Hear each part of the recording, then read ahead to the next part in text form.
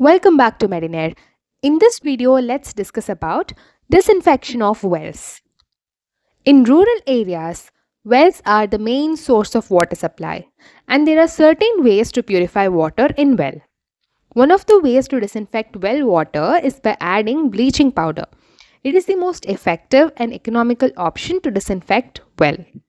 The other popular way of disinfecting the wells is double pot method.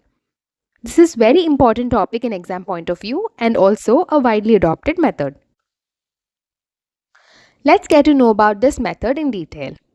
The double pot method has been devised by the National Environmental Engineering Research Institute, acronymed as NEERI, which is situated at Nagpur, India. This method requires two cylindrical pots where one pot is placed inside the other pot. The outer pot has a diameter of 25 centimeters and a height of 30 centimeters.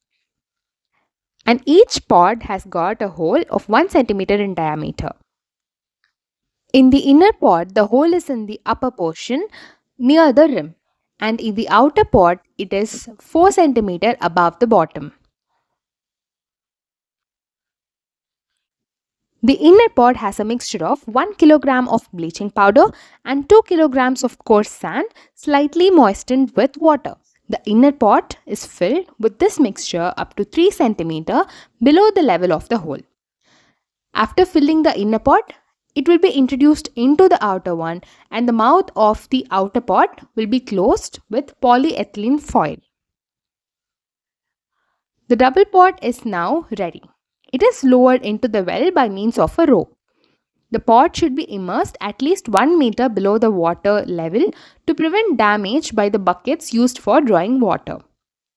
This method can be used satisfactorily for 2 to 3 weeks in a well containing about 4,500 liters of water. And that brings us to the end of the video. I hope you guys found it helpful. Do like this video and subscribe to Medinare for more. Thanks for watching.